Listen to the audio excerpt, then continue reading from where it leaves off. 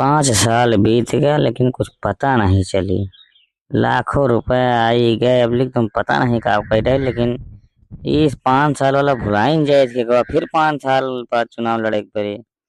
कि क्या धसू जब आवा तब चौथा साल बीता, जब पांचवा आता बीता तब लागत फिर से लड़े के पड़े। बड़ी समस्या है। फिर हाथे घोड़े सारे के एक जने गिरो चल गए। दारू मुर्गा मछली अब ऐसा ही दे 2 रुपये गुटखा खाता हूँ 10 रुपया खाए।